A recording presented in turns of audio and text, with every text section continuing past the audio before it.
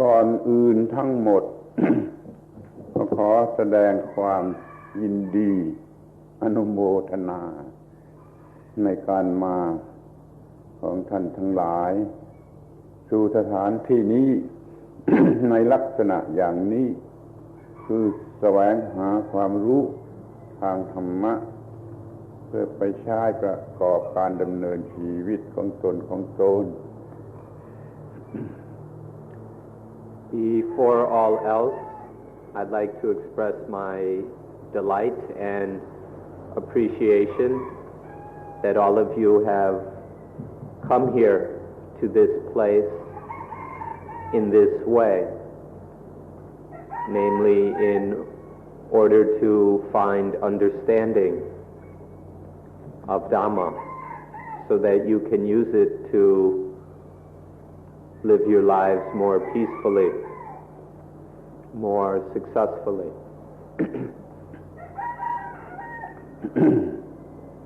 สิ่งที่เรียกว่าธรรมะนั้นมีความหมายมากมายเหลือเกินแต่ในที่นี้เราจะ เอาความหมายเฉพาะสั้นๆ อย่างหนึ่งว่าถ้าผู้ใดไม่มีธรรมะในการดำเนินชีวิตแล้วชีวิตนั่นแหละจะกัดเจ้าของให้มีแต่ความทุกข์ทรมานตลอดไป This word Dhamma has many meanings, many levels and layers of meaning. However, here we'll stay with one simple, direct meaning, which we can express by saying that if a person lacks Dhamma in their everyday life, then their life will bite its owner. They will have to live with an endless stream of pain, suffering, and misery. เราจะศึกษาธรรมะในฐานะเป็น law หรือเป็น truth ของธรรมชาติจะไม่ศึกษากันในฐานะที่เป็น religion แต่เป็น law เป็น truth ของธรรมชาติ We will study and explore Dhamma as the law or truth of nature. We do not intend here to study it as a religion, but simply as natural truth or natural law. หรือแม้เราจะเรียกว่าในฐานะเป็นวิทยาศาสตร์แขนงหนึ่งก็ได้แต่ไม่ใช่ทางวัตถุเป็นทางจิตทางใจทาง spiritual นั่นก็ได้คือเป็นวิทยาศาสตร์ Or we can explore it as a science, as a particular branch of science, but not materialistic or physical science, rather a mental science or spiritual science. If we wish, we can approach Dhamma in this way also. นี่จะมองกันอีกทางหนึ่งก็ว่าเป็น art เป็นศิลปะเป็น supreme art คือว่าเราสามารถดำเนินชีวิตให้อยู่เหนือปัญหาทั้งปวงปัญหานี่รวมหมดความทุกข์เลยก็เรียกว่าปัญหา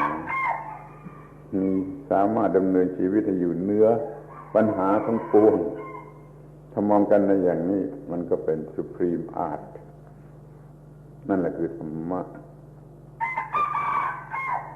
Or another way we can look at it is as art, as the supreme art,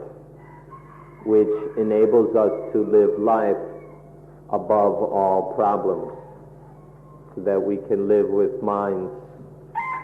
that are untroubled by any of the situations and problems in the world. In this way, we can speak of Dhamma as the highest or the supreme art. ชาวต่างประเทศ มาประเทศไทยแล้วก็ซื้อหา Buddhist art เอาไปบ้านมากมายหน้าหัวเราะอย่างยิ่งเพราะว่าสิ่งเหล่านั้นไม่ใช่อาร์ตมันเป็นวัตถุงานฝีมือเช่นอย่างพระพุทธรูปอย่างนี้มันไม่ใช่ Buddhist art Buddhist art ก็คือวิธีที่จะทำให้ชีวิตนี้อยู่เหนือปัญหาทั้งปวงเป็นอาร์ตที่งดงามอย่างยิ่ง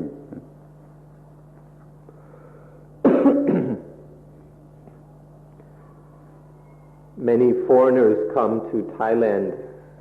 in order to purchase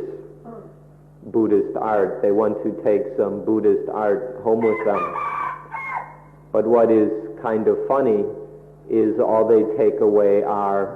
material objects,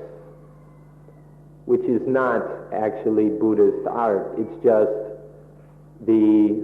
products and artifacts of craftsmanship. These Buddha images and paintings and carvings are not real Buddhist art. True Buddhist art is not some material thing, but is the ability to live life so that there are no problems, to live life above all problems. This is a spiritual art. And this is by far the most beautiful art form, the spiritual kind.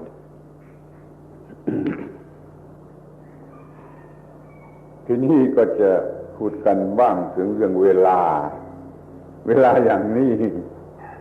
เขาใช้นอนกันแสวงหาความสุขจากการนอนในเวลาอย่างนี้นี่เดี๋ยวนี้เรามาใช้เวลาอย่างนี้เพื่อการศึกษามีเหตุผลว่าเวลาอย่างนี้เหมาะที่สุดสำหรับจะศึกษาสิ่งที่ลึกซึ้งเป็นธรรมะอย่างที่กล่าวแล้ว Now we'd like to say a few things about the time. This time of day is usually a time for sleeping. At this time, most people are looking for some happiness and pleasure from sleeping. However, we use it in order to study. There are certain reasons why this is an excellent time for investigating profound matters, such as the Dhamma. เวลาอย่างนี้ เป็นเวลาแห่งการเบิกบานหรือตั้งต้นแห่งการเบิกบานเช่นดอกไม้ส่วนมากนี่ก็จะเริ่มบานดวงอาทิตย์ก็จะขึ้นมาเป็นเวลาแห่งการเบิกบานเราจะใช้เวลาอย่างนี้ให้เป็นประโยชน์ที่สุดพระพุทธเจ้าก็ตรัสรู้เวลาอย่างนี้ Generally, this is a time of blossoming, of opening up. Around this time, most flowers are beginning to blossom. Soon the sun will rise. This is a time of blossoming. In fact, the Buddha awakened around this time. So this is a good time for our minds to open up to truth. ถ้าจะดูอีกทีหนึ่งก็ว่ามันเป็นโลกอีกแง่หนึ่งอีกมุมหนึ่งอีกชนิดหนึ่งมันเป็นโลกสำหรับพร้อมที่จะเบิกบานถ้าเรานอนหลับเสียเราก็ไม่ได้เห็นโลก ในมุมนี้ในแง่นี้ที่ว่าสำหรับจะเบิกบานนั่นอย่าได้เสียดายเวลานอนหรือว่าลำบากอะไรทำนองนั้นเลยใช้เวลาอย่างนี้หรือโลกที่กำลังเป็นอย่างนี้ให้เป็นประโยชน์ที่สุด Another way of looking at it is it's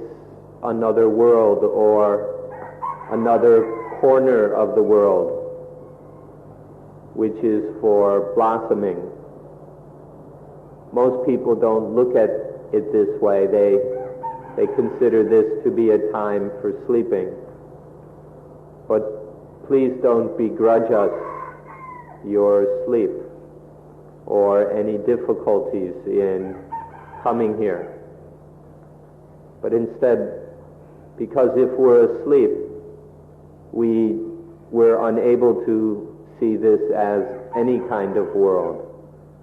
When we're asleep, there's no chance of learning anything.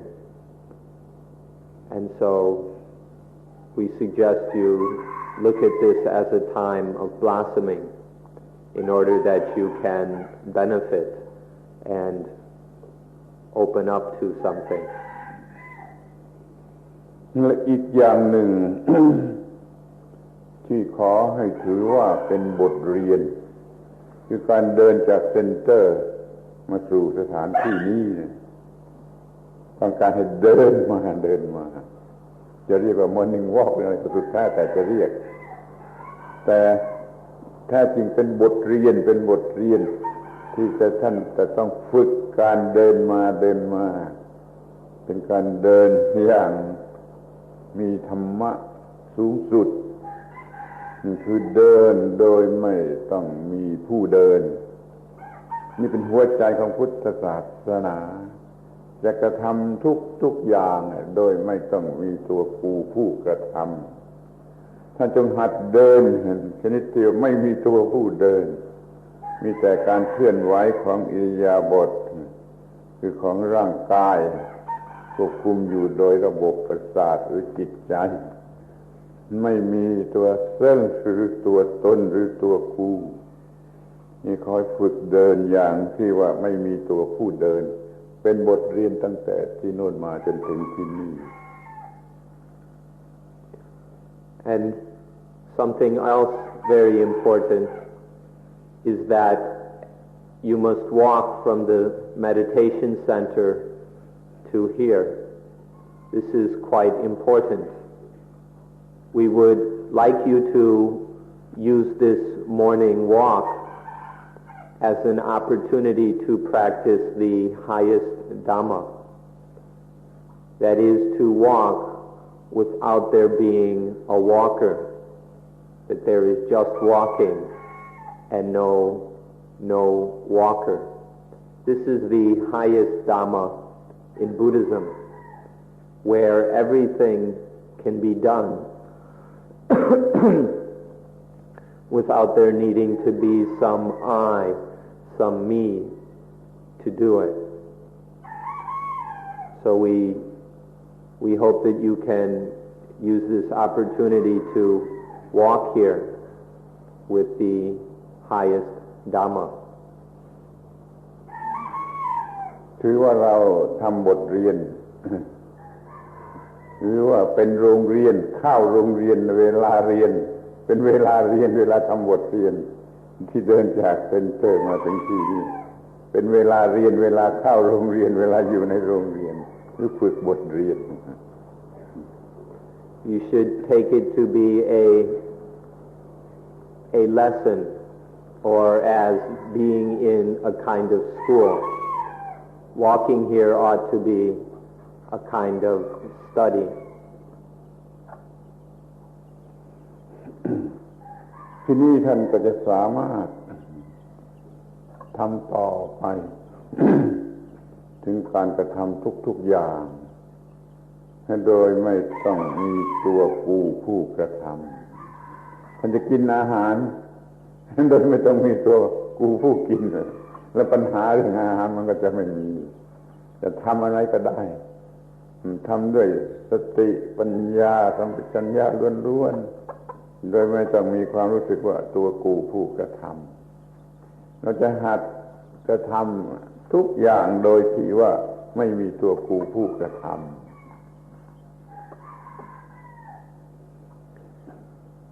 If you practice this, then you will be able to learn to do everything without a doer, so that any movement, any activity is done by the body and the mind without requiring some me, some ego, but just through the nervous system, the mind with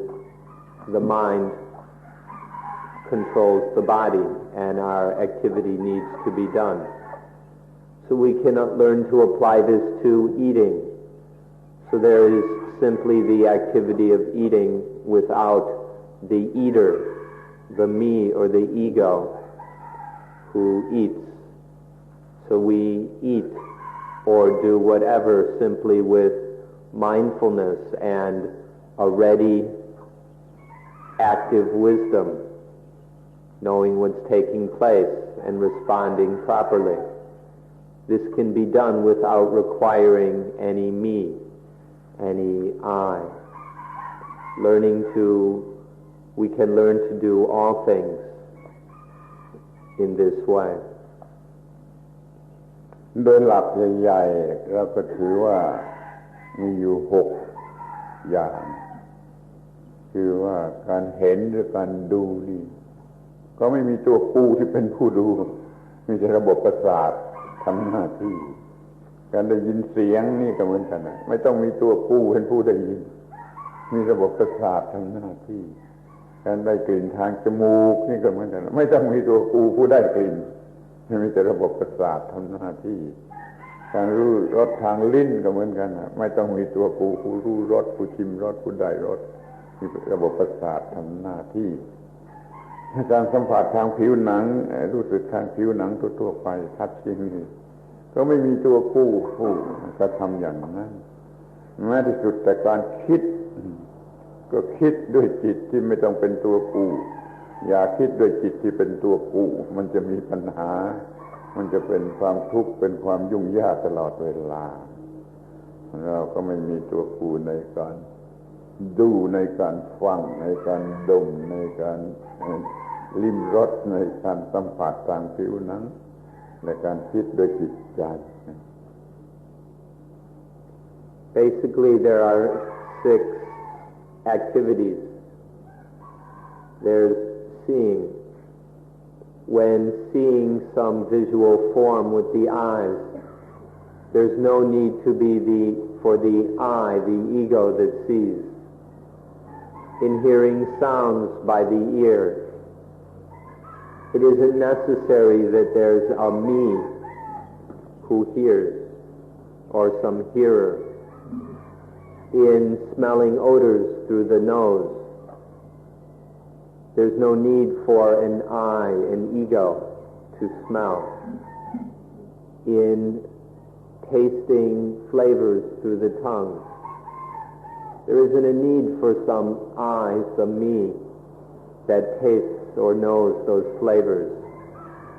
When feeling touches and physical sensations through the skin and body sense, there isn't any need for a me, for an ego.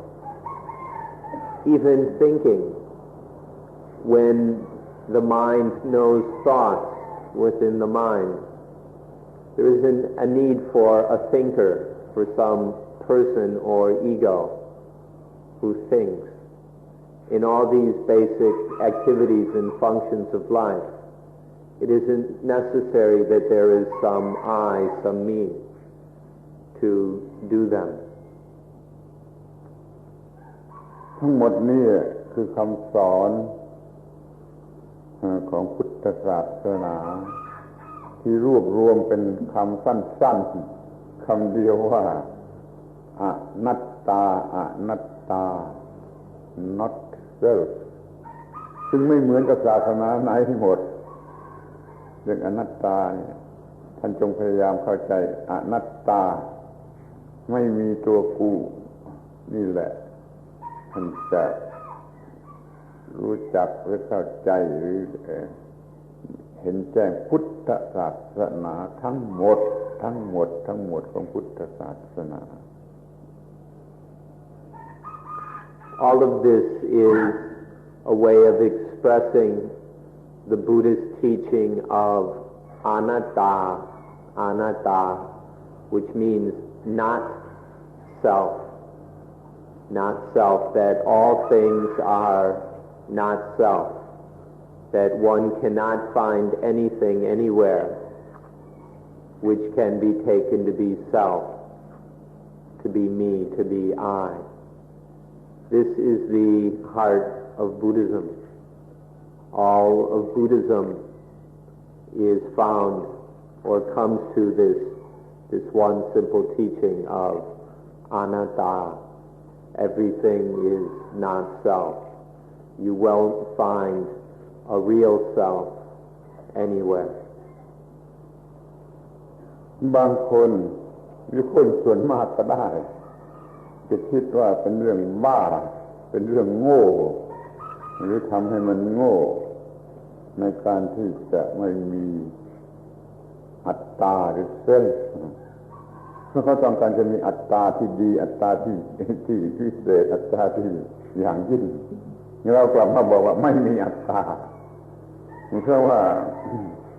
ความรู้เรื่องธรรมไม่ให้เกิดความรู้สึกว่าอัตตานั่นแหละสำคัญที่สุดคือจะไม่เกิดความทุกข์ใดๆขึ้นมาในชีวิตนี้จะไม่กัดเจ้าของมีอัตตาเป็นคอนเซ็ปต์ขึ้นมาเมื่อไรมันกัดเจ้าของเมื่อนั้นการไม่มีอัตตานี่เป็นชีวิตที่เหนือปัญหาเหนือความทุกข์ Because of this teaching or principle of not-self, Buddhism is unlike any other religion. But some people will say that this is crazy,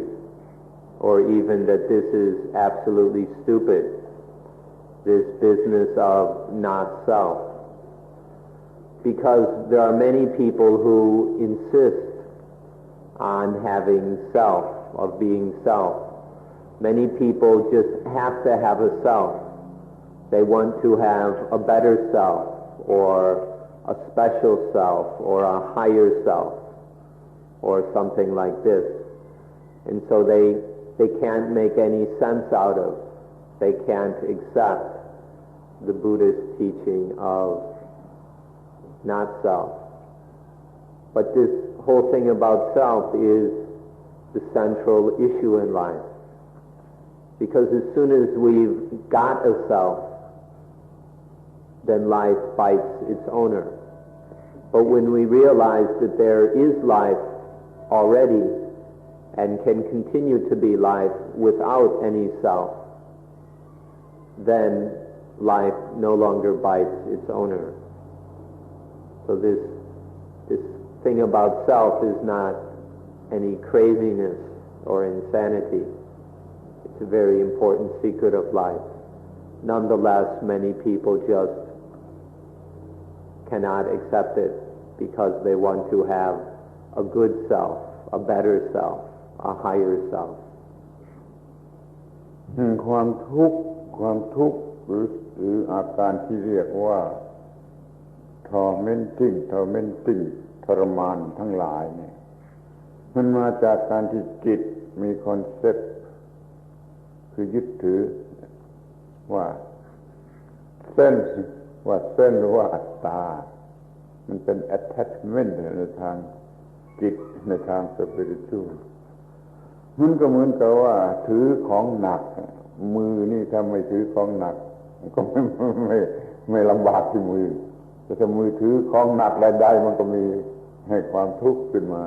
ก็ของหนักอย่างนี้จิตไปถือของหนักคือเส้นหรืออัตตามันก็เลยเป็นทุกข์เพราะการถือของหนักเพราะมีความยึดมั่นถือมั่นว่าตัวตนว่าตัวกู The condition of dukkha, or the experience which is like tormenting, the condition of torment in life, is like carrying a heavy weight, like carrying a burden. And this burden is nothing other than self, than atta. For example, the hand, when the hand has nothing to carry, it's free, and it has no difficulties, no strain. In the same way, when the mind has no burden, then it's free. But as soon as the mind grasps at something as being self, whenever there is the concept me, I, then this becomes a burden for the mind. And this is the burden which torments, which makes the mind suffer. This heavy weight of self, of I, of atta. ความเป็นทุกข์เพราะถือของหนักนี่มันมีทั้งในแง่บวกและในแง่ลบท่านอย่าไปคิดว่าในแง่บวกจะไม่เป็นของหนักแง่ positive ก็เป็นของหนักเท่ากับ negative มันตรงกันข้ามและบางทีที่เป็น positive เนี่ยหลอกให้ยึดให้ถือมากกว่าไอ้พวก negative ซะอีกเดี๋ยวนี้เรามันชอบ positive โดยไม่รู้ว่าไอ้นั่นแหละยิ่งเป็นของหนักกว่านั่นขอให้มองให้ดูให้ดีว่ามันเป็นของหนักทั้งนั้นจะ positive หรือ negative แล้วไอ้ positive หลอกเราให้ยึดถือมากกว่าความทุกข์ทรมานมาจากความหลงรักในสิ่งที่เราถือว่าเป็นบวกนี่มากที่สุด Now this attachment to self has both positive and negative forms. Don't go thinking that there is only attachment to negative things, that attaching to positive things is no problem. You ought to observe that attaching to the positive is just as heavy and painful as attaching to the negative. The condition of dukkha, of torment, is there as much in clinging to the positive. In fact, the positive can trick us into attaching to it much more than the negative. And so sometimes the pain and misery due to the positive is even greater than the negative. We can attach in a negative way, we can attach in a positive way. Either way, it bites its owner.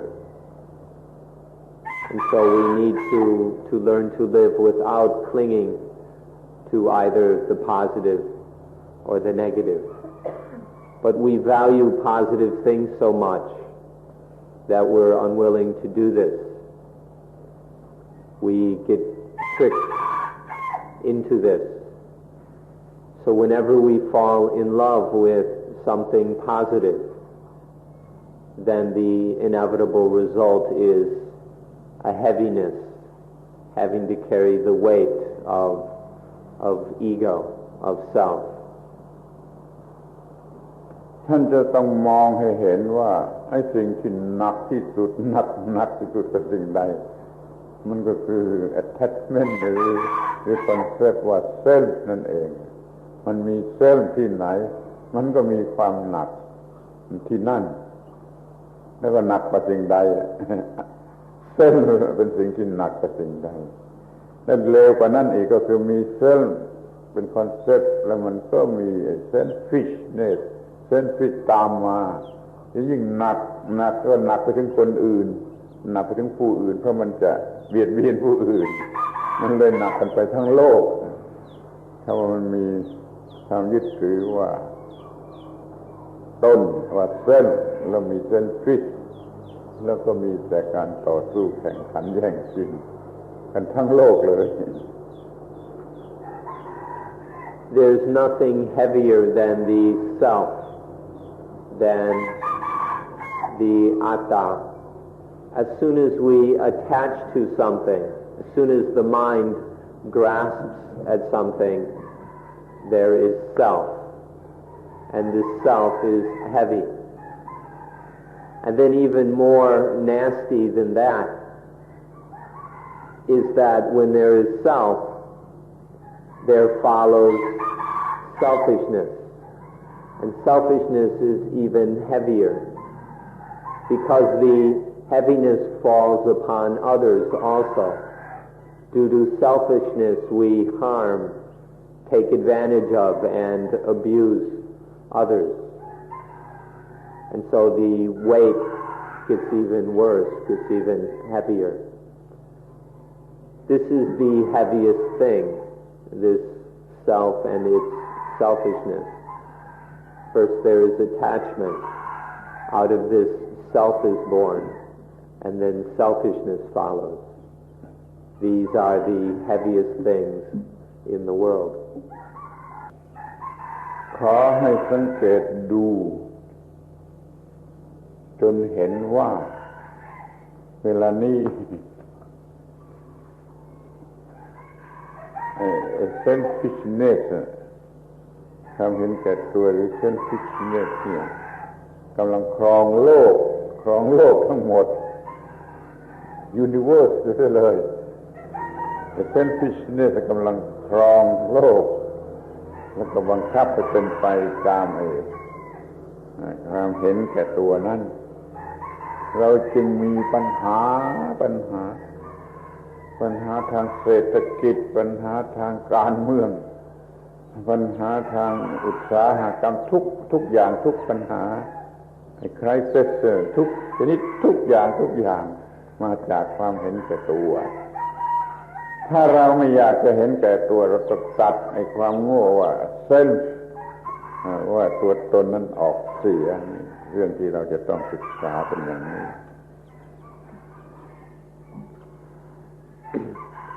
Please look carefully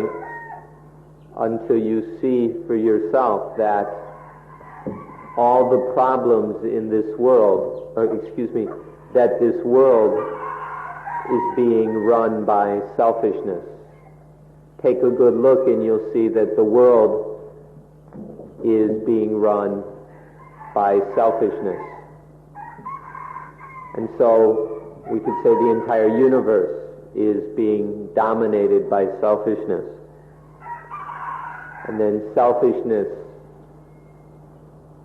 tries to force the world to go according to its desires. So then all the problems, all the crises of this modern world, the economic problems, the political crises such as in the Middle East, the environmental problems, crime, drug abuse, exploitation of women and children, and on and on. All of these problems are due to selfishness. This selfishness keeps forcing the world to run in this way. And this is what makes life so difficult, so dangerous, so painful for so many people. เพื่อจะเข้าใจได้ง่ายๆเราลองนึกย้อนไปหมื่นปีแสนปีไปถึงสมัยคนป่าเมื่อเขายังไม่นุ่งผ้ากันยังเป็นคนป่ากันความเห็นแก่ตัวมีน้อยมากเพราะมันต้องการอะไรน้อยมันไม่มีอะไรต้องการพอคนป่าเจริญขึ้นมาไอ้ความเห็นแก่ตัวมันก็มากขึ้นตามความเจริญของวัตถุจนมาถึงยุคปัจจุบันนี้ความเจริญทางวัตถุมีมากความเห็นแก่ตัวมันก็มีเต็มไปหมดปัญหามันอยู่ที่ว่ายิ่งมีความเห็นแก่ตัวก็ยิ่งต้องมีการกระท ที่เบียดเบียนตัวเองด้วยเบียดเบียนผู้อื่นด้วยเนี่ยหน้าหัวนะที่ว่าเห็นแก่ตัวมันกลับเบียดเบียนตัวเองก่อนแล้วเบียดเบียนผู้อื่นด้วยเดี๋ยวนี้เรามีแต่ความเห็นแก่ตัวกำลังครองโลกกำลังครองโลก If we look back 10,000 or even 100,000 years to the primitive humans who were living in the forests and caves, running around naked, we'll see that they didn't have many problems because there was very little selfishness. Material development, technology and all that had not yet existed, and so people didn't have any problems. But then through technological and material advancement or progress, human beings developed more and more things to be selfish about. Until now, in the modern world, with all our great scientific, technological, and material advancement, all our luxuries, we're full up with selfishness. Everything,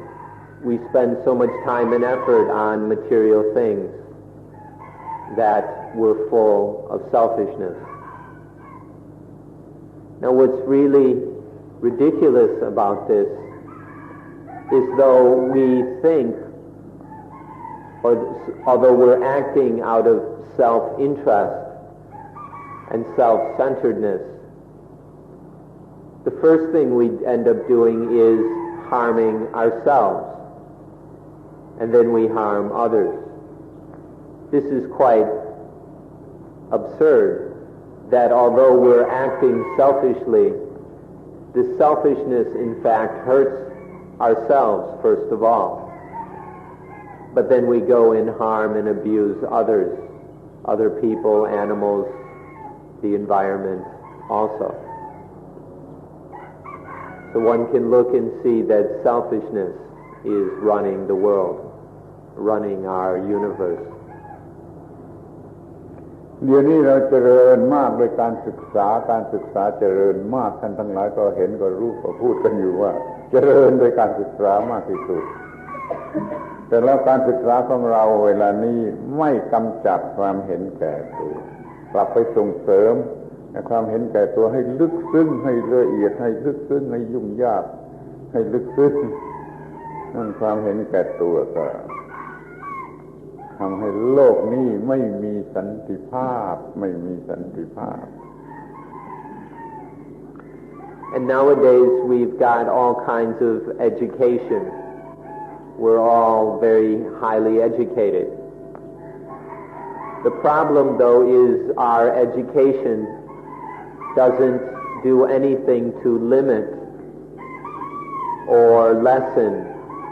selfishness. In fact, our education strengthens selfishness. It expands selfishness, makes it more subtle and more refined. So our modern education, rather than limiting and lessening selfishness, actually increases it and makes it a more intractable problem than ever. And so our lives are dominated by this selfishness. Our high educations do nothing to solve this basic problem. เดี๋ยวนี้เรามีความเจริญทางวัตถุมีจนเหลือที่จะกล่าวนะเรามีไฟฟ้าเรามีอิเล็กทรอนิกส์เรามีเรือบินเรามีรถยนต์เรามีคอมพิวเตอร์มีทุกอย่างแต่ทำไมสันติภาพกลับไม่มีทำไมสันติภาพกลับไม่มีกลับมีแต่ใครจะเพิ่มมากยิ่งขึ้นพวกคนป่าไม่มีแม้แต่ผ้าจะนุ่งเขาไม่ต้องมีผ้านุ่งในสมัยเขามีปัญหาอย่างที่ว่ามนุษย์ปัจจุบันนี่มีนั่นเรามีแต่ความเห็นแก่ตัวเพิ่มขึ้นตามการศึกษา เราจะต้องหาทางแก้ปัญหาข้อนี้ว่ามันมาจากอะไรกำจัดความเห็นแก่ตัวเสียให้ได้จึงจะมีสันติภาพเดี๋ยวนี้ยิ่งไม่มีสันติภาพยิ่งไม่มีสันติภาพคอยมองดูข้อนี้ So now we've got all kinds of wonderful technological material development.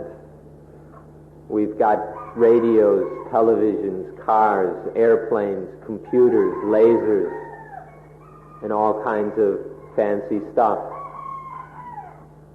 But at the same time, we don't have peace. There's even less peace in the world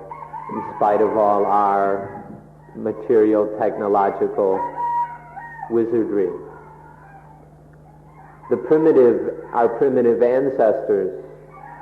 they didn't even have clothes. And so they didn't have the problems that we've got. They didn't have all these problems of selfishness. The more selfish we are, the less peace there is. The more selfish we are following our educations, the more we're educated in selfishness, the less there is peace. So one should look very carefully at this reality, the fact that there is not much peace in this world. Even within our own societies, there's large segments of society that are impoverished, abused, exploited, so that many of us even run away from home. We can't stand our own countries because there's no peace. But wherever we go, this selfishness is destroying peace. We just can't escape it. One should look at this very carefully and start to ask, how can we find peace? Where are we going to bring peace to this world? Just more material development, more technology, more education of the kind we've got now isn't going to do us any good. So consider where are we going to find peace? And you'll see that there is no peace as long as there is selfishness, egoism, self-centeredness. สิ่งที่น่าขันและน่าหัวเราะแล้วก็น่าสงสารที่สุดด้วยก็คือเราพูดว่าโลกนี่มันมี evolution แต่มันเป็น evolution ของ selfishness evolution ของความเห็นแก่ตัวมันไม่ใช่ evolution ของสันติภาพขอให้ท่านมองเห็นข้อนี้เข้าใจดีเสียว่าเราไม่มีวิวัฒนาการของสันติภาพมีแต่วิวัฒนาการของความเห็นแก่ตัวโลกนี้มันก็มีวิกฤตการณ์มากขึ้นจนมีปัญหาที่ไม่ควรจะมีจนมีปัญหาที่ไม่ควรจะมี What's kind of ridiculous and also quite pitiful is that we speak of evolution. We're very proud of our evolution and that human beings are supposedly the pinnacle of evolution. But it's just an evolution of selfishness. There's no way you can speak of it as being an evolution of peace. This evolution we're so proud of is selfish evolution, not peaceful evolution. One ought to take a good look at this. คนป่าสมัยโน้นไม่มีผ้านุ่งแต่แล้วเขาก็ไม่มีปัญหาเรื่องยาเสพติดไม่มีปัญหาเรื่องมลภาวะ ไม่มีปัญหาเรื่องโรคเอดส์โรคอะไรทุกอย่างที่กำลังมีอยู่ในเวลานี้คนป่าไม่มีปัญหาเหล่านั้นนั่นแหละน่าหัวด้วยน่าสงสารด้วยว่าเราเจริญด้วยอะไรเราเจริญด้วยวิจิตรการมาจากความเห็นแก่ตัวยิ่งเจริญทางวัตถุยิ่งเห็นแก่ตัวยิ่งเห็นแก่ตัวยิ่งมีวิจิตรการเดี๋ยวนี้เราเต็มไปด้วยปัญหาด้วยความหวาดกลัว เพราะมีตัวที่เห็นแก่ตัว And because of all this selfishness, we have all kinds of problems that we shouldn't have, that it's absolutely stupid to have some of the problems we've got. If we look at our ancestors who ran around naked, they didn't have a lot of the problems that we've got. The problem of drug addiction didn't exist then. They didn't have a problem with pollution. They didn't have to worry about AIDS and many of the other diseases of civilization and development. There's something back. We've got something extra now that they didn't have. And so we've also got all kinds of problems that there's no excuse for. There's no real reason why we should have such problems. But because of our development, our selfish evolution, we've got all these problems. So that we're very frightened people. We don't know how to relax. We can't actually enjoy life because of all these fears and problems and worries we've created through our own selfishness. ทำไมเราไม่คิดดูบ้างว่าเราเป็นกันอยู่อย่างนี้แล้วคนป่านู่นจะหัวเราะหรือไม่หัวเราะคนป่าไม่มีปัญหาเรื่องยาเสพติดเรื่องพอลูชั่นเรื่องเหล่านี้แต่เรากำลังมีมากขึ้นนี่ไอ้คนป่าเหล่านั้นก็จะหัวเราะเยาะเราควรจะคิดถึงความผิดพลาดข้อนี้ที่ว่าเราได้ทำผิดพลาดเจริญไปแต่ในทางที่จะมีปัญหายุ่งยากเต็มไปหมดมีการฆ่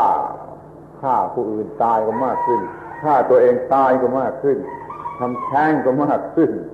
ต้องมีปัญหาเรื่องคุกเรื่องตารางเรื่อง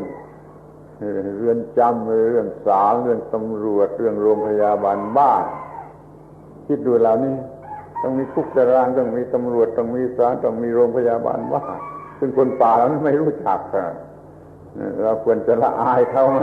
ถ้าเขามาเห็นแล้วก็จะหัวเราะเยาะสักเท่าไหร่ Why not stop and think for a minute of how those people must be laughing at us? If they could see us now, how they would be laughing at the ridiculous condition we're in. When they see us with all our stress, all our neuroses, all our selfishness and all our problems, they'd be falling over themselves, laughing. Long ago, they didn't have all these problems like pollution and drug addiction. They didn't have these problems. Look at the world nowadays. We're killing each other more than ever. People are committing suicide in greater and greater numbers. Abortion is growing. There's more and more murder, more and more suicide, more and more abortion. We keep having to build prisons and mental hospitals. The armies and police forces keep expanding. The primitive peoples, our ancestors, They didn't have any of these things. They didn't need insane asylums, police forces, and all these other things. Why not look at our world in this way? How by developing solely through selfishness, by being way overdeveloped in selfish ways, we've created a world like this. Why doesn't anybody stop and look at things in this way? How our ancestors must be laughing at us. And then realize that we've made an error, that the path we followed has included many errors, so that we can begin to correct things. ถ้าเราไม่มีปัญหาเหล่านี้ทั้งหมด เราจึงจะพูดได้ว่าเราดีกว่าคนป่าเราดีกว่าคนป่าเดี๋ยวนี้เรากำลังเต็มไปด้วยปัญหามากกว่าคนป่าให้คนป่าเขาหัวเราะย่อข้อนี้มันมาจากความเห็นแก่ตัวความเห็นแก่ตัวมันก็มาจากความรู้สึกว่ามีตัวเราจะต้องจัดการกับความรู้สึกว่ามีตัวนี้ให้ถูกต้อง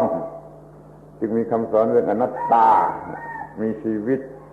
ชนิดที่ไม่ต้องมีตัวกู้มีชีวิตชนิดที่มีสติปัญญาไม่ต้องมีตัวกู้นี่ความมุ่งหมายของพระพุทธศาสนาต้องการจะแก้ปัญหาเรื่องมีตัวกู้เรื่องมีความเห็นแก่ตัวแล้วก็เต็มไปด้วยวิกฤตการณ์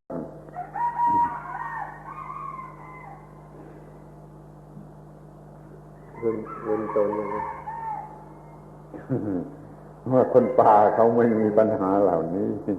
เรายิ่งเจริญยิ่งมีปัญหาเหล่านี้คือมีตัวตนมีเห็นแก่ตนแล้วก็มีวิกฤตการณ์ So the people living in the forests and caves, they didn't have all of these problems. They weren't civilized and developed like this. If we could say that we have no problems, if we could say that we have solved all our problems, then we could say that we are better off than our ancestors. But we can't say that. This world is full up with problems. Although we claim to have solved many problems, we keep creating new ones. So and all of these problems come from selfishness.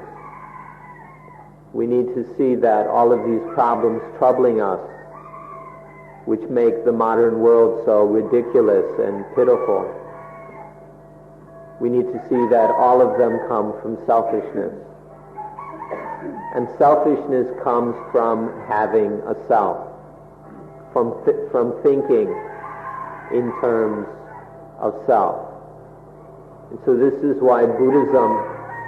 teaches not self, or anatta, to deal with this fundamental problem of self and the selfishness that comes from having a self, and then all the crises that are created by selfishness. So we study the fact of not self in order to remove all these problems of selfishness, and this world of problems and suffering. คนไทย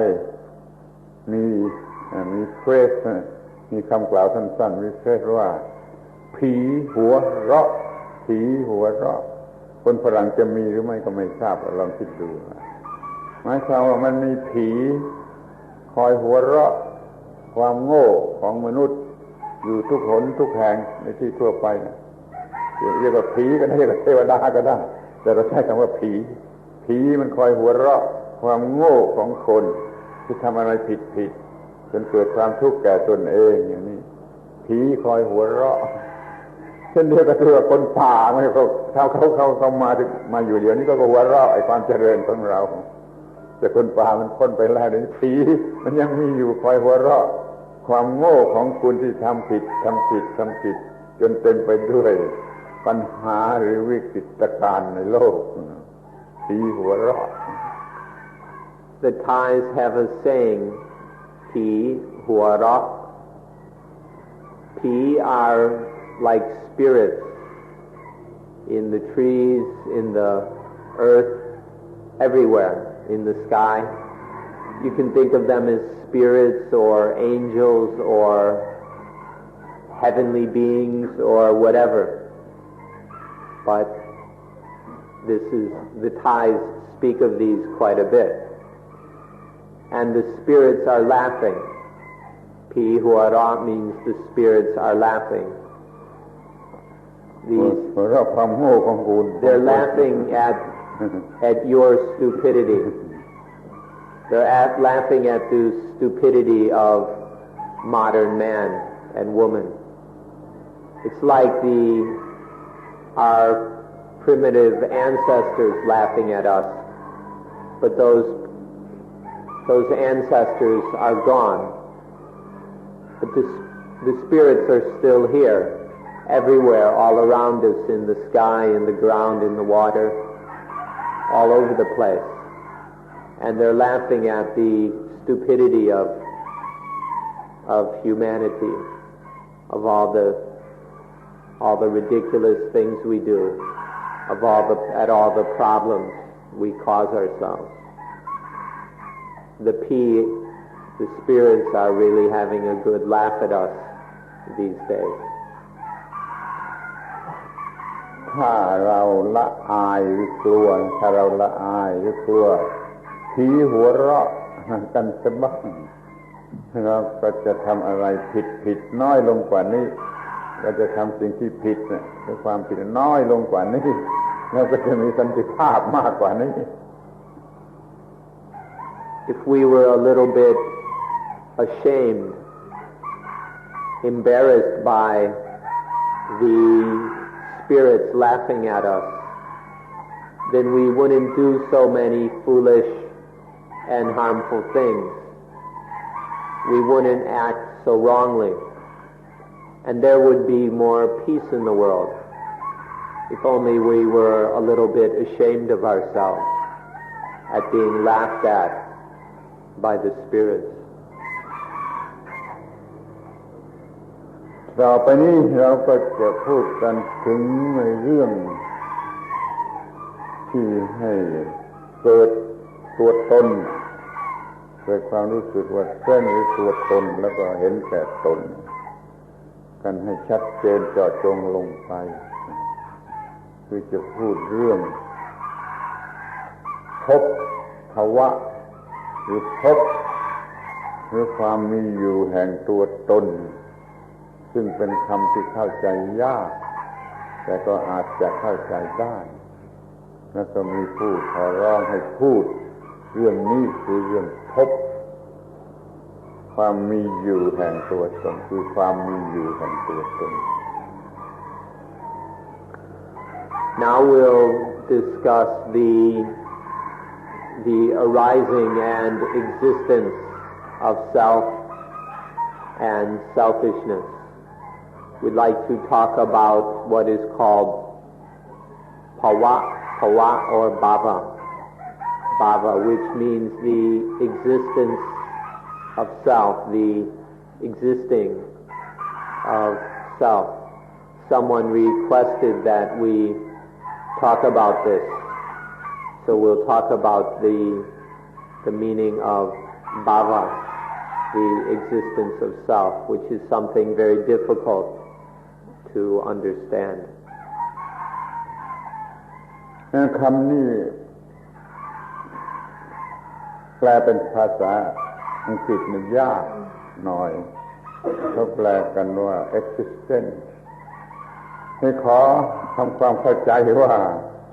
existence นี่มันมีความหมายขยายออกไปกว้างกว่านั้นมันต้องมี become to become become มันจึงมี to exist เมื่อมี existing แล้วมันจึงจะมี state of being มันมี becoming ก่อนแล้วก็มี existing แล้วมันก็จะมี state of being of life ซึ่ง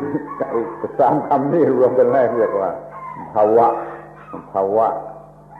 เป็นที่ตั้งให้เกิดคอนเซปต์ว่าอัตตาว่าตัวตนว่าของตนเป็นเรื่องที่ควรศึกษาอย่างยิ่งเราจะพูดกันต่อไป This word bhava, B-H-A-V-A, is a little bit difficult to translate into English. It's usually translated as existence or being, occasionally as becoming. You should see, though, that the meaning of this word is broader than any single translation. When we speak of existence, first there is a becoming. It begins, bhava first is a becoming. Then there is existing. And finally a state of being. Bhava can be translated with all three of these and includes them all. First a becoming, then an existing, and then a state of being. This is, or these three, and this state of being is then the basis for the birth of self, the arising of self. Out of this bhava, this becoming, existing, and state of being, there is I, the me. เราไม่ได้หมายความถึงการเป็นอยู่ทางวัตถุทางร่างกายทางวัตถุล้วนๆแต่เราหมายถึงความเป็นอยู่มีอยู่ทางจิตทางวิญญาณเราอาจจะเรียกว่า spiritual abode ที่อยู่คือความเป็นอยู่นี่จะมองเห็นได้ง่ายความมีอยู่ความเป็นอยู่หรือที่สำหรับอยู่สำหรับไอ้สิ่งที่เราเรียกว่าเส้นนี่จะเรียกว่าภาวะหรือภพเป็นสิ่งที่ไม่ได้มีอยู่จริงมันเป็นคอนเซ็ปต์ที่หลอกลวงแต่มันก็มีปัญหามากมีปัญหาที่จะทำให้เกิดปัญหามากควรจะรู้จักว่าภาวะนี่คืออะไรมันมี becoming แล้วก็มี existing แล้วก็มี state of being นั่นแหละตัวภาวะ Now we don't just mean physical existence. We actually don't mean physical existence at all, but we're referring to a mental existence or even spiritual kind of existence. This becoming, existing, and state of being refers to something mental.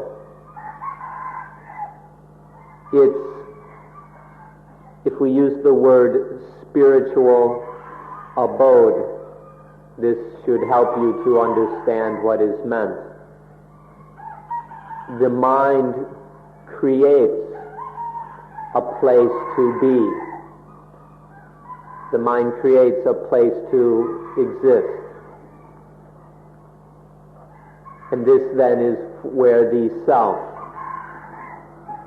can exist. However, this is a deceptive thought. This thing isn't actually real. It's an illusion concocted by the mind, although it in itself isn't real. Nonetheless, this deceptive thought leads to all kinds of selfishness and many problems. So this becoming, existing, and state of being is something the mind creates as a spiritual abode,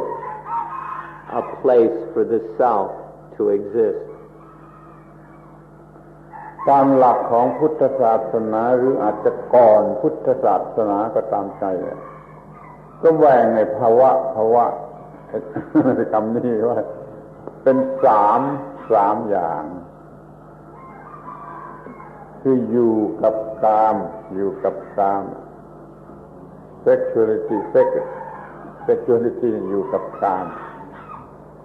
แล้วก็อยู่กับรูป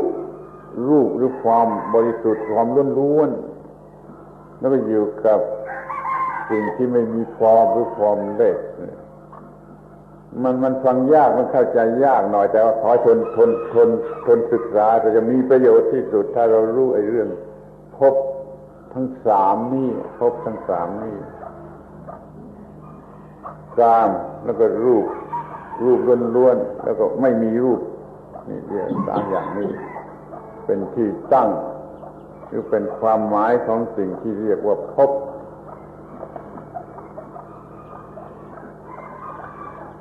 Since the Buddha's time and probably even before, we have talked about three kinds of bhava, three kinds of these states of being. The first is kama, which means the being in sexuality, existing with sexuality. Then there is rupa, which is existing with form, but pure form, not a form that is mixed up with sexuality and sensuality, but just form of itself. And then arupa, which is the formless, existing within formlessness. See, these are three kinds of being, or we could say three states of being,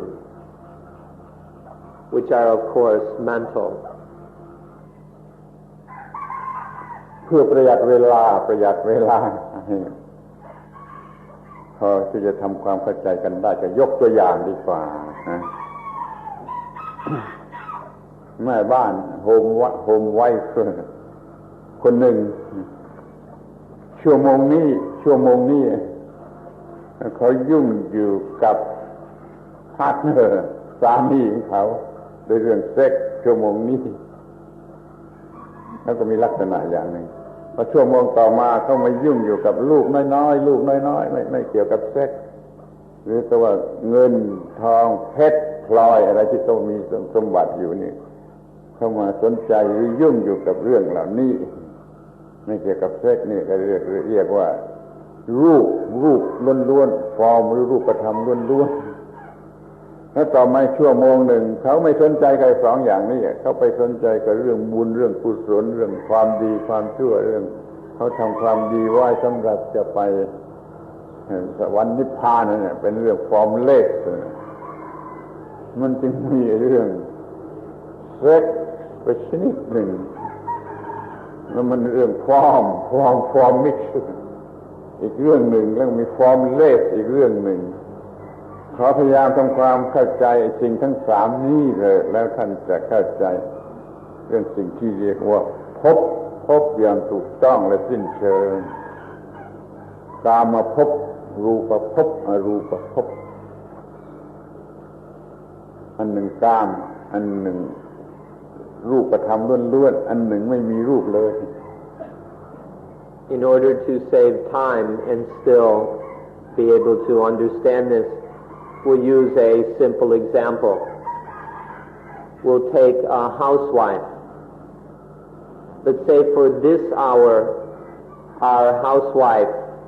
is involved with her husband in the bedroom. So for an hour, totally involved and busy with sex. That's kama bhava, existing in sexuality. And then the next hour, our housewife is just involved with taking care of her baby, or dealing with household things like money, wealth, possessions, furniture, things like this. In this hour, this is rupa bhava, existence with or in forms. And then the next hour, her whole attention and interest, her involvement is with, say, doing good, with charity, with earning merit and developing virtue in order to go to heaven or something. And then this is arupa bhava, existence with the formless. So these are some easy examples of three kinds of bhava. That of kama bhava, existing in sexuality, rupa bhava, existing in forms, and arupa bhava, existing in the formless. There are these three kinds of bhava, or states of being. To understand bhava, we must understand all three types of these bhava. มันจงมองให้เห็นว่าโดยร่างกายนี้โดยร่างกายเดียวนี้ร่างกายอันนี้เลยแล้วก็ที่นี่แล้วก็ในโลกนี้ที่นี่แล้วยังมีภพภาวะได้ถึง3ภพแต่ถ้าเป็นคำสอนที่มันเป็นออร์โธดอกซ์หรือเป็นทรดิชันนัลเป็นที่ว่ามันค่อนข้างจะไม่ใช่พุทธคือไม่ใช่ถูกต้องไม่ใช่พุทธศาสนาเขาเอาไปไว้ที่อื่นกามภพไว้ที่โลกอื่นที่มีกามรูปภพไว้ที่โลกอื่นเป็นพรหมโลกอย่างมีรูปแล้วก็อรูปภพก็ไว้ที่โลกอีกโลกหนึ่งเป็นโลกที่พรหมที่ไม่มีรูปถ้าถืออย่างนั้นมันก็มีความหมายอย่างนั้นและก็สอนกันอยู่ก่อนด้วยสอนกันอย่างนั้นมาแต่ก่อนด้วยพอมาถึงพุทธศาสนานี่ต้องการสอนให้มันมีความหมายเอาที่ความหมายไม่อยู่ที่นี่ร่างกายนี่โลกนี่ไม่ต้องตายแล้วไปละก็มีทั้ง3ภพถ้าสอนอย่างที่เป็นtraditional ที่เขาสืบกันมามันต้องตายแล้วไปต้องตายแล้วไปต้องตายแล้วไปแล้วก็ต้องอยู่ที่อื่นมันจะแก้ปัญหาอะไรได้เพราะมันอยู่ที่อื่นเดี๋ยวนี้มันอยู่ที่นี่แม้ในวันเดียวเนี่ยแล้วก็มีได้ทั้ง3ภพหรือบางทีเก่งมากๆชั่วโมงเดียวก็มีได้ทั้ง3ภพรู้จักไอ้สิ่งที่เรียกว่าภพหรือ existence ของจิตโดยเฉพาะในการให้ถูกต้องเราวนอยู่ใน3ภพวนอยู่ใน3ภพด้วยกันทุกคนก็ว่ากันที่นี่ร่างกายนี่เดี๋ยวนี้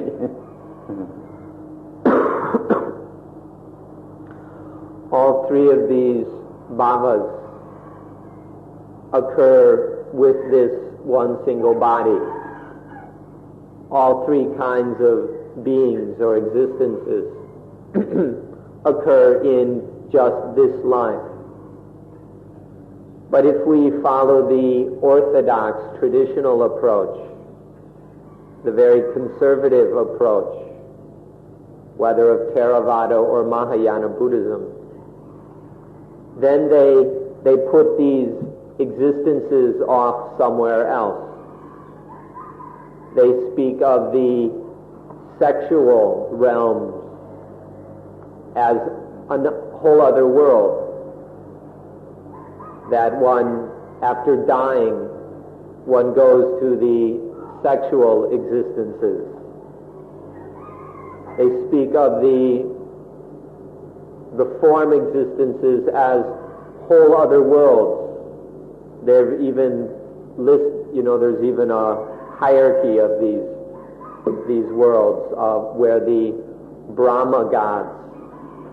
live in form, the existences of pure form. And then the formless is even more worlds, where a higher kind of Brahma gods exist with formlessness or totally formless existence. So this traditional approach, which is very conservative and not exactly Buddhist, it's actually more Hindu or something, but nonetheless many so-called Buddhists talk about such things. They're often totally different worlds that have nothing to do with our present life. And so what good are any of those existences? How are they going to solve any problems in this life if they're just... So if we hold to these kind of explanations, then that's a whole nother meaning. It's a very orthodox approach. But if we take the Buddhist meaning, then these existences need to be here in this life, because Buddhism is concerned with this life, what's happening now. And so these three existences, as properly taught in Buddhism, aren't all somewhere else, but are just found within this life. In fact, they can all be found today, right here and now. We experience sexual existence, form existence, and formless existence. These three states of being are experienced today by all of us. So we need to find them and understand them in this way, if it's to be the Buddhist approach, if it's to be relevant to life, if it's to have any practical value. ที่มันน่าหัวอย่างยิ่ง อีกก็คือคำกล่าวที่เขานะพวกนั้นนะฮะกล่าวไว้ว่าในกามภพหรือกามโลกนี่มีอายุสัก100 ปีภพในพรหมโลกรูปภพชนิดที่เป็นพรหมโลกอายุหมื่นปีนะถ้าที่จริงเป็นอรูปโลกอรูปพรหมอายุแสนปีนะไม่ต้องหมื่นปีแสนปีจึงจะเปลี่ยนภพได้สักทีหนึ่งแล้วเราจะมีประโยชน์อะไรมันเปลี่ยนไม่ได้เราจะควบคุมไม่ได้แล้วมันจะกินเวลาเป็นหมื่นปีแสนปีเดี๋ยวนี้ในทางธรรมะในทางพุทธศาสนาภพนี่มันเปลี่ยนได้ไม่5 นาทีก็เปลี่ยนได้ในชั่วโมงนึงอาจจะมีหลายภพก็ได้แล้วมันมีปัญหาแก่เราภพทุกภพมีความทุกข์ตามแบบของตนกามภพก็ให้ปัญหาไปอย่างรูปภพให้ปัญญาไปอย่างอรูปภพให้ปัญหาไปอย่างเช่นเดียวกับแม่บ้านคนนั้นชั่วโมงนี้เขายุ่งกับเรื่องสามีชั่วโมงนี้เขายุ่งกับเรื่องลูกเรื่องทรัพย์สมบัติชั่วโมงนี้เขายุ่งกับเรื่องบุญเรื่องกุศลนี่มันกินเวลาไม่กี่นาทีมันเปลี่ยนภพได้อย่างนี้ถ้าเราควบคุมไอ้ความรู้สึกอันนี้ไม่ได้มันเต็มไปด้วยปัญหาเต็มไปด้วยเครื่องทรมานให้เรามีปัญหามีความทุกข์มีความยุ่งยากลำบากเราจะต้องควบคุมมันให้ได้ What's even more ridiculous is that these people who talk of the Bhavas out there somewhere in these different worlds up in the sky someplace, they say that in the sexual existences these last for 100 years. When you're born in these existences, you live there for 100 years. That the form existences last for tens of thousands of years. And then the formless Brahma gods in the formless existences, these last for hundreds of thousands of years. Of what value or use is any of that if these things only change every 10,000 or 100,000 years? Of what relevance does that have to our own lives? Those are things that can't be changed. We can't do anything with them. It's totally out of our control. Why bother with any of it? But if we understand the existences to be here in this life, you'll see that they're changing all the time. Sexual existence might only last 5 or 10 minutes. For example, our housewife, maybe she spends 10, 15 minutes with her husband, and then 10 minutes with a child or possessions, and then 5 minutes doing good or with charity, with being virtuous. In this life, these existences are changing every 5-10 minutes. In 1 hour, there can be many existences. And so this is something that's changing all the time in ordinary life. And so it's something that needs to be controlled. We need to be on top of all this existence. So it's much more relevant and useful, these existences that we see today in our own lives, and not in some lives who knows what. ทีนี้เราก็จะมาดูกันว่าพบแต่ละอย่างนั้นทำให้เกิดปัญหาหรือความทุกข์อย่างไรเมื่อแม่บ้านคนนี้เขามีปัญหาเขากำลังมีการกระทำเกี่ยวกับทางกามเกี่ยวกับเรื่องกามเรื่องสามีเรื่องอะไรนี้เขาก็มีปัญหาอย่างหนึ่งที่เขาจะต้องต่อสู้หรือทำให้มันตามที่เขาต้องการแล้วเมื่อเขามาสนใจอยู่กับลูกกับทรัพย์สมบัติกับเพชรพลอยเงินทองแก้วแหวนนั่นที่ทำสมบัติเหล่านี้เขาก็มีปัญหาอย่างนี้หนักอกหนักใจเขาแม้เขาจะมาสนใจเรื่องความดีเกียรติยศชื่อเสียงบุญกุศลที่มันเป็นฟอร์มเลสนี่มันก็มีปัญหาอย่างหนึ่งมันมีปัญหาด้วยกันทั้ง3ภพมันภพทุกภพแต่มันก็ต้องเป็นทุกข์ก็มีภพแล้วก็มีชาติแล้วก็ต้องมีทุกข์ทั้งหลายทั้งปวงเราจะอยู่เหนือปัญหาทั้งทางนี่ทั้งทางกามทั้งทางรูปทั้งทางอรูปได้อย่างไรยกปัญหาเรื่องแม่บ้านนั่นเป็นบทเรียนว่าเขาจะไม่มีความทุกข์เกี่ยวกับทางเซ็กส์อย่างไรเกี่ยวกับทางทรัพย์สมบัติของเงินทองอย่างไรเกี่ยวกับเกียรติยศชื่อเสียงบุญกุศลอย่างไรท่านรู้เรื่องนี้แล้วก็อยู่เหนือปัญหาของภพทั้ง3หมดภพสิ้นภพก็คือหมดทุกข์หมดปัญหาขอให้ทำความเข้าใจไอ้3ภพนี่แหละให้ดีๆเลย Now we'd like to look at the problems arising from these 3 bhavas, these 3 existences. For example, we can take our housewife again. When she's involved in sex with her husband, there are all kinds of problems and difficulties trying to please her partner, trying to get some fun out of it herself, and so on and so forth. It can be one set of problems and hassles in the sexual existence. And then when dealing with the children, with the house, the furniture, the bank book, money and things like this, there are another set of problems and difficulties. involved with form existence.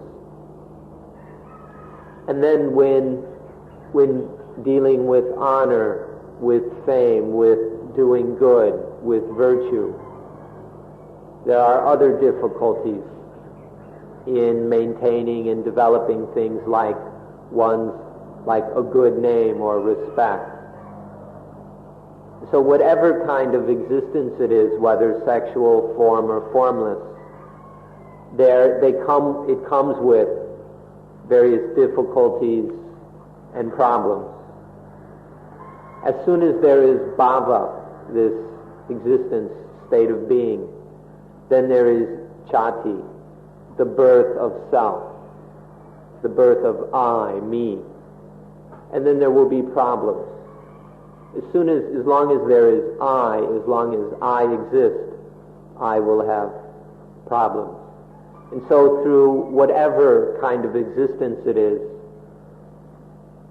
this is the place where self is born, and then the self has problems. So our question is then, how can we be free of the problems of bhava? How can our housewife live without the problems of sexual, form, and formless existence? It's impossible that she will have nothing to do with any of these. For the ordinary housewife, sex is part of life. Dealing with the house and children and possessions is part of life. Dealing with one's reputation and name and trying to be a good person.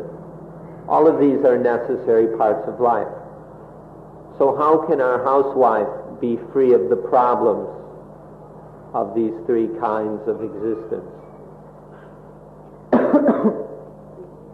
ที่นี่มันไม่เป็นปัญหาแต่ฝ่ายแม่บ้านอย่างเดียวหรอกถึงฝ่ายพ่อบ้านhouse husband นี่ก็เหมือนกันมีปัญหาอย่างเดียวกันเพราะฉะนั้นพ่อบ้านกับแม่บ้านต้องเป็นเพื่อนที่ดีเป็นเพื่อนที่ดีเพื่อนที่ถูกต้องเพื่อนอย่างยิ่งด้วยกันในการที่จะแก้ปัญหาเหล่านี้ให้อยู่เหนือภพให้อยู่เหนือภพเหนือปัญหาแห่งภพทั้งปวงนั่นขอให้เราศึกษาเรื่องภพทั้งสามนี่ให้ละเอียดต่อไปอีกหน่อย Now these things aren't just problems for the housewife. They're also problems for the husband. He also has to deal with all these different kinds of existence. And so the husband and the wife need to be very good friends, to cooperate and help each other to deal properly with the different kinds of being, different kinds of becoming in existence, so that they're not problems, so that it's not just a bunch of suffering. So let's look at bhava a little more closely in order to see how to deal with them so that it's not just more problems. อยากจะพูดเลยไปถึงคำว่าสมรส แต่งงานนี่มันก็ควรจะเป็นการร่วมมือกันระหว่างทั้งฝ่ายพ่อบ้านและแม่บ้านแก้ปัญหาเรื่องภพทั้งสามนี่ให้หมดไปไม่ใช่มาเพิ่มปัญหาเรื่องเซ็กภพของเซ็กให้มากขึ้นเหมือนอย่างที่เป็นกันอยู่โดยมากจนเป็นบ้าไปเลยทั้งฝ่ายสามีและฝ่ายภรรยาจะต้องมีความรู้สามารถเพียงพอที่จะขจัดปัญหาออกไปเสียทั้งสามชนิดอยากจะใช้คำย่อๆว่า sexual existence และอยากจะใช้คำว่า form which น่าจะไม่มีในvocabulary ในโลกนี้ขอตั้งคำใหม่ว่า form which existence แล้วก็ formless existence เพื่อจำง่ายๆปัญหามาจากเซ็กมาจากฟอร์มมาจากฟอร์มเล็กคอยศึกษาดีๆเลยถ้าอย่างนี้แล้วก็หมดปัญหา แต่ว่าสองอย่างข้างไกลมันยังไกลลึกไม่ค่อยมีใครสนใจไม่มีใครอยากจะศึกษาด้วยซ้ำไปแม้แต่อย่างแรกอย่างต้นอย่างเซ็กชวลนี่ก็ยังเอาชนะไม่ได้นี่ชีวิตนี่มันเป็นทุกข์กัดเจ้าของเรื่อยไปใครสนใจเรื่องภพทั้งสามนี่ดีๆ So we'd like to take a minute to speak about marriage. Marriage should be where a man and a woman live together in such a way that they don't increase their problems. As individuals, a woman and a man already have already had problems with the different kinds of existence. When we get married, we shouldn't just increase our problems, especially to make many more problems out of sex, as is commonly done. Most people, when they get married, then turn sex into a lot of craziness. Except nowadays, especially in the West, people don't even wait for marriage. They just become lovers and then make lots of problems out of sexual existence, let alone the other kinds. But marriage, or real love, ought to mean that there is understanding between both partners, that both of them understand these existences well enough so that they don't make more problems out of sexuality, form, and formlessness. So this means if we really have a real marriage or a Dhamma marriage, it's necessary to solve the problems of these different kinds of existence, which means we need to study them carefully to understand them. We'd like to use the terms sexual existence and then formish existence. This word doesn't exist in any English dictionary, so we'd like to make one up. Formish existence, and then finally formless existence. One needs to understand all three kinds of being. However, the later two, nobody's at all interested in. And even the very basic one of sexuality, very few people can actually manage it or get it straight. So it's time to start to understand these three kinds of bhava, of existence, so that they are no longer problems for us. ขอให้เป็นว่าการสมรสนี่มีเพื่อช่วยกันแก้ปัญหาหรือควบคุมปัญหาอย่าให้มีเพื่อการเพิ่มปัญหาในโลกของคนโง่การสมรสมันกลายเป็นมีเพื่อเพิ่มปัญหาที่เป็นบ้าไปเลยแต่ในโลกของคนฉลาดการสมรสต้องมีเพื่อช่วยกันสองแรงแก้ปัญหาแล้วก็อยู่เหนือปัญหาดังนั้นจะต้องรู้เรื่องของสิ่งที่เรียกว่าภพภวะนี่ให้ดีๆ So please don't make marriage just more problems. Marriage shouldn't just be an increase of problems. Marriage ought to be a way to decrease and eliminate problems. In a world of fools, marriage just brings more problems. But in a world of intelligent people, marriage is a way of solving problems, of combining the strengths, experience, and intelligence of two people in order to solve the problems of life rather than to increase them. To do so, one must thoroughly understand the three bhavas, So we ask that you study them very carefully. เราจะต้อง ผ่านบทเรียน3 ภพเนี่ยทั้งภพทั้ง3จะเป็นบทเรียนให้เราเรียนและสอบไล่ได้เราจะผ่านไปยังพระนิพพานได้ไปยังจุดหมายปลายทางนั้นสูงสุดนั้นได้ซึ่งเราเรียกว่านิพพานไม่จะถือศาสนาอื่นเช่นคริสเตียนเราจะไปอยู่กับพระเป็นเจ้าได้เราก็ต้องผ่านปัญหา เรื่องภพทั้ง3นี้ได้จะไปอยู่กับสิ่งสูงสุดจุดหมายปลายทางได้ต้องผ่านบทเรียนทั้ง3นี้ไปนั่นขอให้ศึกษาภพทั้ง3ในฐานะเป็นบทเรียนที่เราต้องเรียนได้สอบไล่ได้แล้วเราก็ผ่านไปหาจุดที่สูงสุดเรามีภพที่จะต้องจัดการกับมันอย่างนี้ We must pass the lessons of these 3 existences. All 3 of them will be lessons for us that we must pass. They will test us, and we must pass these tests in order to graduate to Nibbana. Nibbana is that which is beyond, above these 3 existences. But to graduate into Nibbana, we must pass the tests of all these forms of existence. Even for the Christians to be with God, to enter the kingdom of God, to do so we must learn the lessons of these 3 kinds of existence. We must pass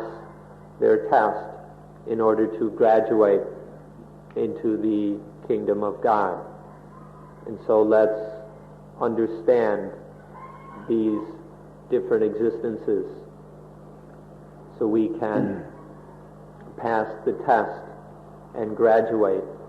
to a life that is without problems. ภพทั้ง3นั้นภพที่แรกเรียกว่ากามภพกามภพช่วยออกเสียงให้ถูกต้องว่ากามภพถ้าคามภพแล้วมันความหมายอย่างอื่นความ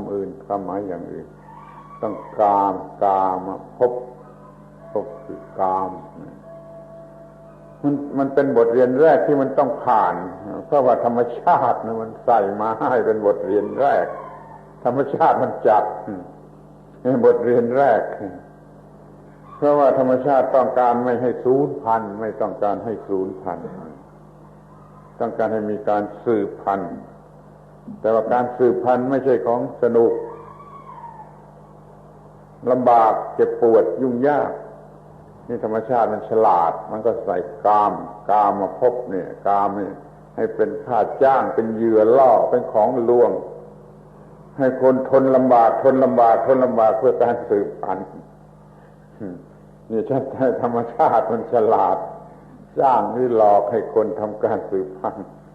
โดยเอาสิ่งที่เรียกว่ากามเนี่ยใส่มาให้เป็นพื้นฐานของชีวิตเลยชีวิตมันจะต้องมีสิ่งที่เรียกว่ากามหรือว่าปัจจัยแห่งกามหรือที่มาแห่งกามเป็นของประจำชีวิตข้อนี้มีความจริงที่เห็นได้เองไอ้นักจิตวิทยาสมัยปัจจุบันนักจิตวิทยาสูงสุดเช่นซิกมันฟรอยด์อย่างนี้ก็ยังถือว่ากามเนี่ยมีตั้งแต่แรกจุดตั้งต้นทารกที่เกิดใหม่ๆยังไม่มีรู้เรื่องเพศมันก็ยังมีความรู้สึกทางเพศที่ติดมาเสร็จเขายกตัวอย่างเช่นว่าทารกจะรู้สึกสบายเมื่อแม้แต่ถ่ายอุจจาระถ่ายปัสสาวะในการถ่ายอุจจาระปัสสาวะเนี่ยมันมีความรู้สึกซึ่งเป็นความหมายทางเพศรู้สึกอร่อยรู้สึกสบายเมื่อมีก้อนอุจจาระผ่านไปหรือปัสสาวะผ่านไปที่เรียกว่ากามมันมีมาเสร็จมีมาในชีวิต จนกระทั่งว่าพอมีอายุมากพอเป็นเรื่องทางเพศขึ้นมาก็เต็มที่ก็เรียกว่าเต็มที่ของเรื่องทางเพศมันเป็นปัญหายุ่งยากมันเป็นปัญหาตลอดชีวิตเราจะต้องรู้จักเราต้องควบคุมมันให้ได้อย่าให้ตกเป็นทาสของกามอย่าตกเป็นทาสของกามแล้วก็เป็นไปได้มีความมุ่งหมายไปสูงกว่านั้นคือเพื่อการสืบพันธุ์ไม่ใช่เพื่อกามกามกับการสืบพันธุ์คนละเรื่องคนละอย่างในเรื่องกามนี่มันเป็นสิ่งที่หลอกลวงที่สุดสกปรกที่สุดน่าเกลียดที่สุดเป็นความบ้าวูบเดียวนะแต่ก็ยังหลอกให้คนพอใจในกามหลงไหลในกามรับค่าจ้างธรรมชาติเกิดมีการสืบพันธุ์ไอ้กามกับการสืบพันธุ์ไม่ใช่เรื่องเดียวกันแต่ว่ากามเป็นค่าจ้างให้สัตว์มีชีวิตทั้งหลายคนก็ดีสัตว์ก็ดีมันทำการสืบพันธุ์มันเป็นปัญหาที่ขวางหน้าอยู่จะฉลาดพอหรือไม่จะรับจ้างเนี่ยลูกเป็นลูกจ้างสืบพันธุ์หรือไม่ต้องมีจิตใจสูงชนิดที่ว่าไม่ต้องหลงกามไม่ต้องกินค่าจ้างไม่ต้องถูกหลอกก็มีการสืบพันธุ์ได้โดยบริสุทธิ์นี่มันเลื่อนสูงขึ้นไปกว่ากามมันจะเข้าไปสู่ขั้นรูปก็ได้ถ้าพวกเมียคู่นี้เขาไม่หลงไหลเรื่องกามก็ต้องการจะสืบพันธุ์ล้วนๆมันก็เลื่อนไปหาชั้นรูปประพบแล้วจงทำบทเรียนบทแรกให้ผ่านไปได้ให้สอบไล่ไปได้คือบทเรียนเรื่องกามมาพบ sexual existence ผ่านไปให้ดีที่สุด The first lesson is that of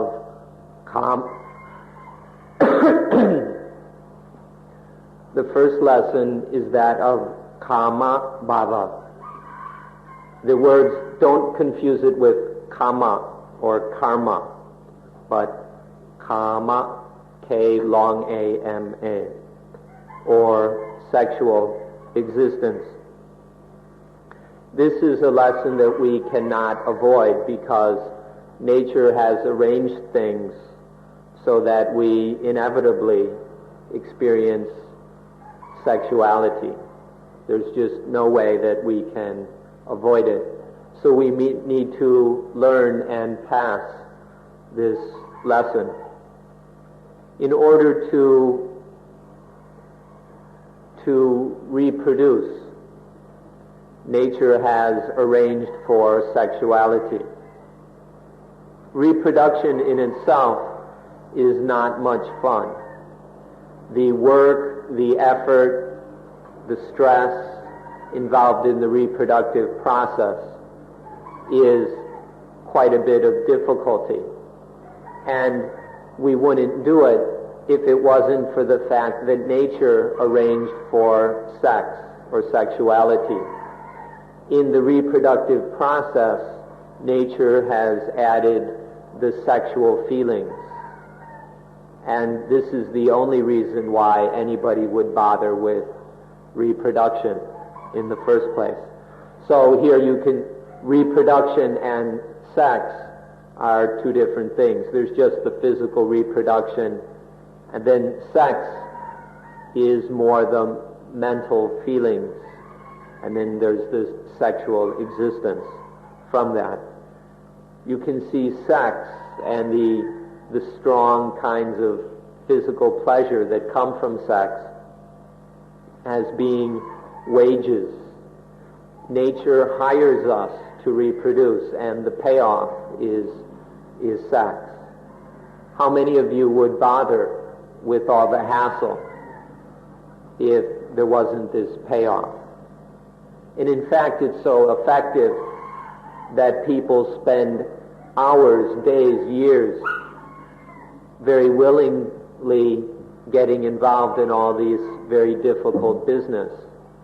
because the payoff is so strong and because people like it so much. This is true not just for the housewife,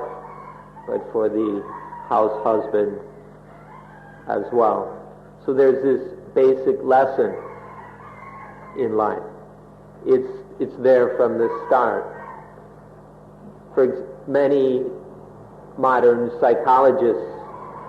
most of all Freud, emphasized the importance of sexuality. And there's quite a bit of truth in that.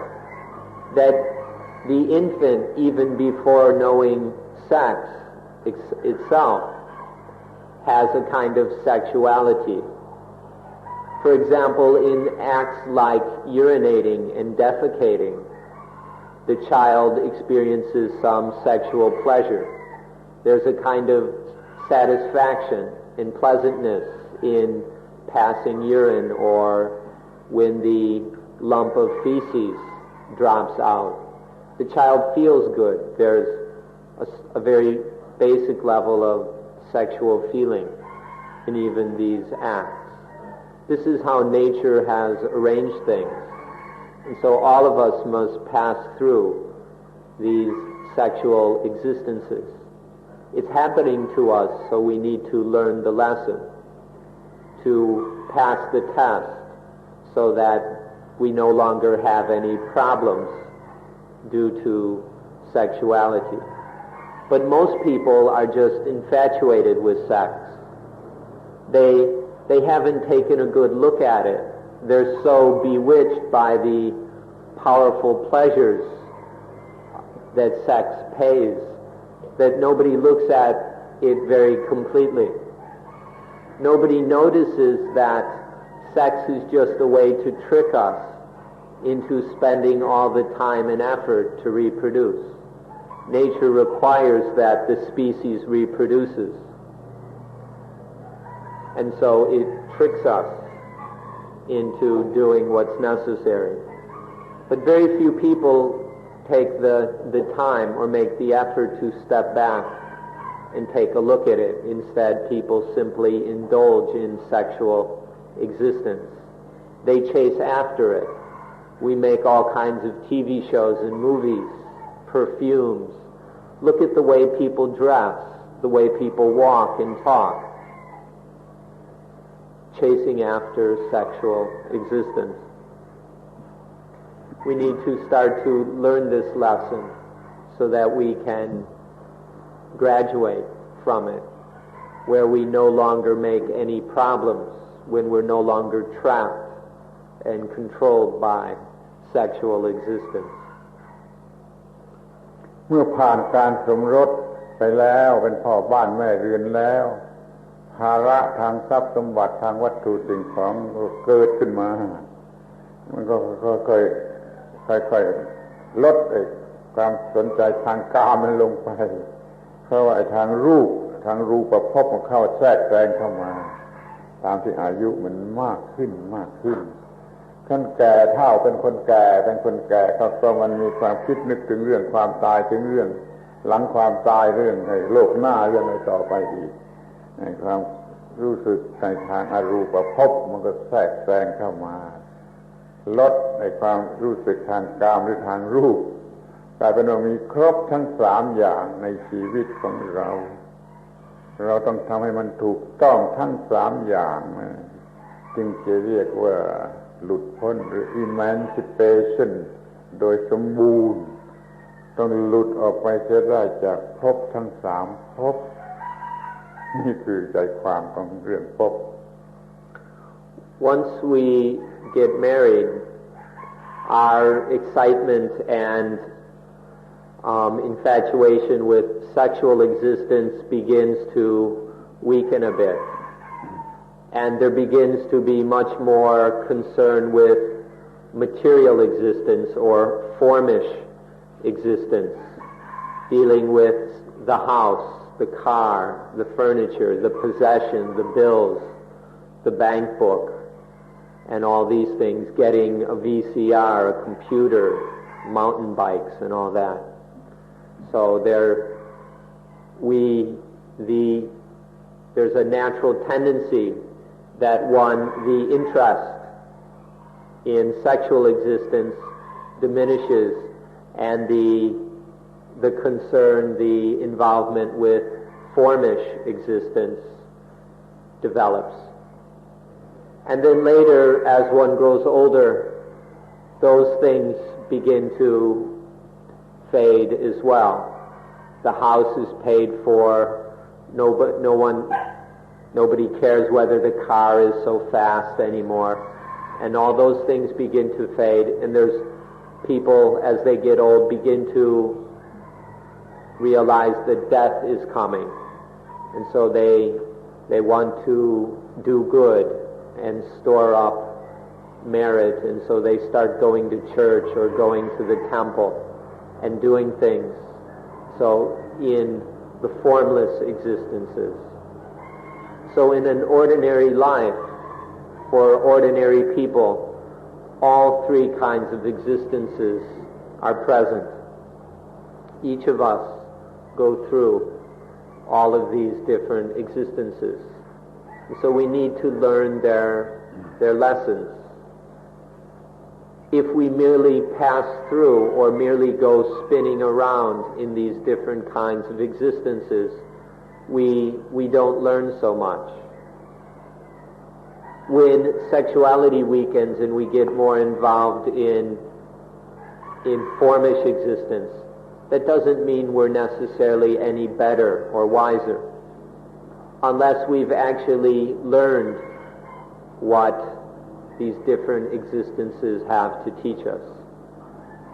We need to study them in order to get free of them for the sake of emancipation. Normally, we're trapped in one of these different forms of existence. If not sexuality, then the formish. If not that, then the formless existence. From moment to moment, generally, we're trapped in one of these. We need to learn what it's all about in order to be emancipated from all types and kinds of existence. คำที่เต็มแท้ๆ ที่เต็มแท้ๆมันมีอีกว่าอาวจระก็พร้อมที่จะตกลงไปพร้อมที่จะตกลงไปมันแฮบบิตที่พร้อมที่จะตกลงไปทางไหนนั่นเรียกอาวจระถ้าคนนี้มันมีนิสัยพร้อมเสมอพร้อมที่จะตกไปทางกามก็จัดคนนี้ไว้ว่ามันอยู่ในกามภพถ้าคนนี้มันมีนิสัยพร้อมที่จะตกไปทางรูปคือเหนือกามก็จัดคนนี้ไว้ว่ามันอยู่ในให้รูปภพใช่ไหมคนนี้มันมีนิสัยพร้อมที่อยู่ไปทางเหนือรูปคือเป็นทางนามธรรมเรื่องที่ไม่มีรูปก็จัดคนนี้ไว้ว่ามันอยู่ในอรูปภพแต่โดยแท้จริงมันก็อยู่ที่นี่ในโลกนี้ในร่างกายนี้มันเปลี่ยนไปได้ทั้งสามภพเพียงแต่ว่าคนไหนมันหนักไปในทางไหนมากก็จับคนนั้นไว้ทีก่อนว่ามันอยู่ไปมันอยู่ในรูปในกามภพในรูปภพอรูปภพเอาที่นิสัยความพร้อมแห่งจิตใจของมันจะพลัดลงไปในทางไหนมันก็เป็นการยากไม่ใช่ง่ายนะและที่ยากที่สุดก็เรื่องกามภพเนี่ยเป็นปัญหาที่ยุ่งยากที่เราจะต้องศึกษากันต่อไปนี่คุณจะพยายามศึกษารู้จักทั้งสามภพและพยายามที่จะควบคุมมันให้ได้เอาชนะมันให้ได้นั่นคือสิ่งสำคัญความรู้ที่สำคัญที่สุด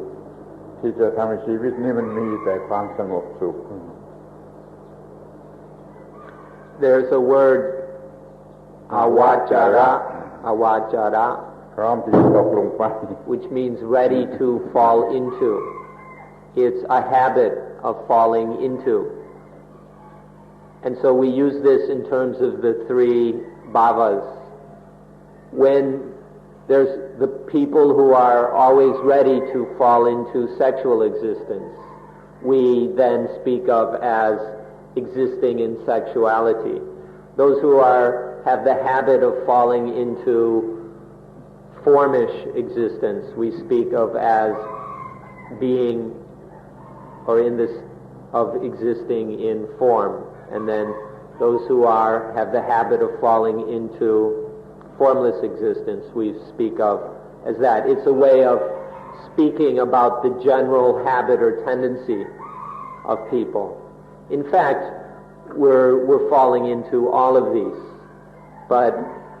different people will have a predilection or their habit tends towards sexuality or towards formishness or formlessness.